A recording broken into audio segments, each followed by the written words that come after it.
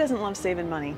I know I do, and I'm sure that if you're planning a Disney vacation, you're trying to find as many corners to cut as possible, which is why today we're talking about 10 ways that you can save some money on your next Disney vacation. Oh yeah, and we're doing it in 10 minutes or less. Hey everyone, welcome back to the channel and welcome to Magic Kingdom. We're gonna go find a nice, comfortable place to hang out for a little bit. I wanna sip on some water before I get my day started, and it's super early, so the rope hasn't dropped. But that makes this the perfect time to chat about 10 things you can do to save a little bit of cash. So let's find a place to hang out and let's get into it. All right, this looks like a good spot and in the shade. And like I said, there are 10 tips that I want to share with you today, and we're doing it in 10 minutes or less, so let's start the timer. Number one is to bring your own snacks and water. Now I know that this isn't always the most magical option, but little snacks that you need throughout the day to make sure that you're held over until the next meal can add up really quick when you're here at Walt Disney World. So if you bring some snacks with you, and yes, you can opt for some Disney themed snacks, you can save a ton of money and avoid your family being hangry. This is also a great option for those who have special dietary needs and those who are traveling with picky eaters, because sometimes it can be hard to find something that your little one wants to eat. Number two, stay at a value resort or off property. Here at Walt Disney World, there are multiple different resort types. We have value, moderate, deluxe, Disney Vacation Club. There are also some non-Disney owned and operated resorts on Disney property. And that's not to mention all of the options that you'll find outside of Walt Disney World. This is, of course, a vacation destination, so there are plenty of places to choose from. While a lot of people really love to opt for a high-end hotel, and that can be a lot of fun, you can save a ton of money if you opt for a value option or think about staying off property. Value resorts are going to be the most affordable Walt Disney World resort hotel option. They're also going to come with all of the perks of staying at Walt Disney World. So that free transportation to and from the parks, you're going to have great food, you're going to have a high quality resort as well. Don't let the fact that it's a value fool you into thinking that this is going to be a cheap, rundown place.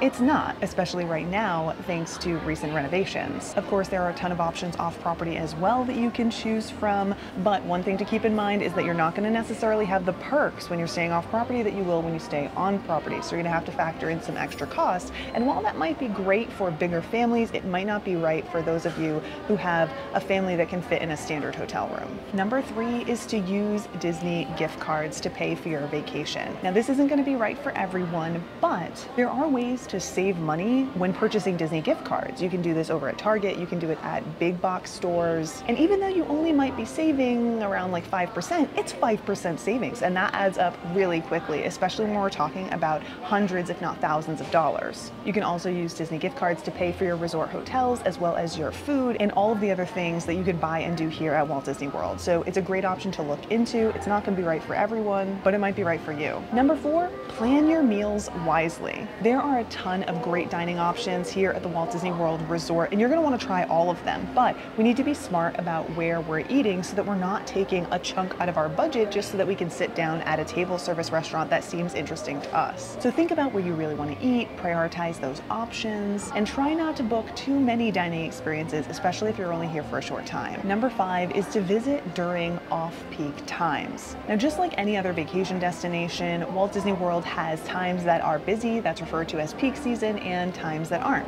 that's referred to as off-peak season. It's going to be more expensive to visit during these peak times, things like major holidays, spring break, and of course more affordable to visit during those off-peak times. And look, this isn't going to be right for everyone because of course not everyone is going to be able to travel during any time. You know, some people have a very strict schedule, but you can save some money by opting to stay during off-peak times. And if you have the flexibility, this might be an option to consider. Number six is to skip the park hopper option. Now, this is an option that you can add to your Walt Disney World Resort ticket, and it allows you to go to multiple parks on the same day. This can be a really great value if you have a lot of things that you want to do across multiple parks in a very limited amount of time. But if you're not planning on hopping from park to park, you don't intend on doing more than one park per day, this can take a huge chunk out of your budget, and it's not really a necessity. Number seven is to enjoy free entertainment options. So here's the thing, Walt Disney World is filled with a ton of free entertainment options, not only at the resorts, but also at Disney Springs. From live bands and performances, there are activities, there are tons of things that you can do at no additional cost to you and your family,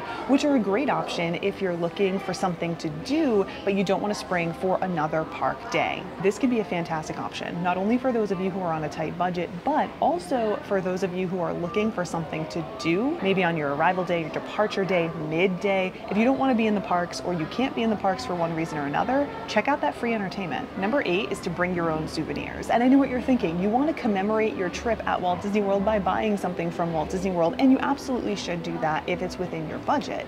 But if you want to have a lot of souvenirs, you want to have a lot of little things maybe to give to your little ones, buying souvenirs at home and bringing them with you can be a great option. This is especially true for your basic stuff, like your Mickey plushies or maybe even t-shirts, stuff like that. This can also be a great idea for those of you who are traveling with someone who it doesn't really fit the standard Disney aesthetic. There are plenty of fantastic options out there that are a little bit more edgy, a little bit more fun for your teenagers, for example, or people like me that won't only do the job probably better than anything here at Walt Disney World, but it'll also save you a little bit of money as well. So keep an eye out, look around, see what you can find, and then bring it with you.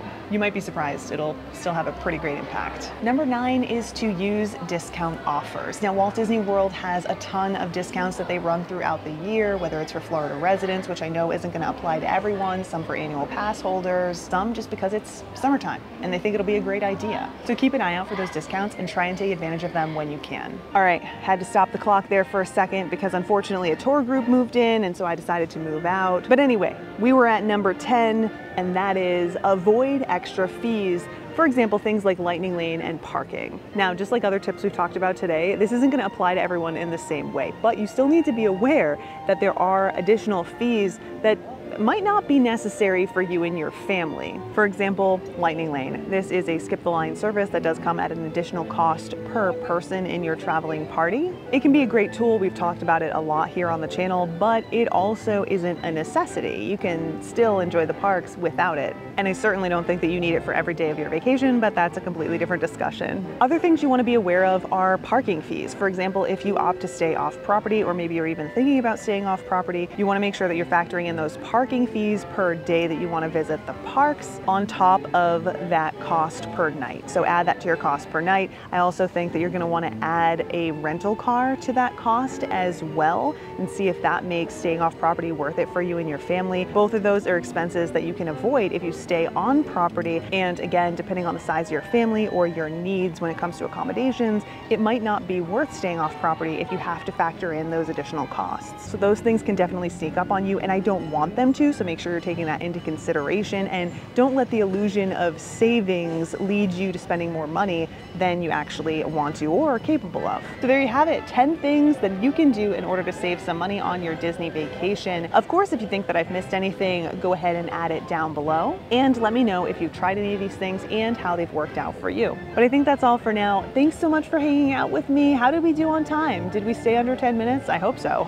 Anyway, I'm about to have a magical day here at the Magic Kingdom, and I hope you have a fantastic day wherever it is you are. Until next time, guys. Bye.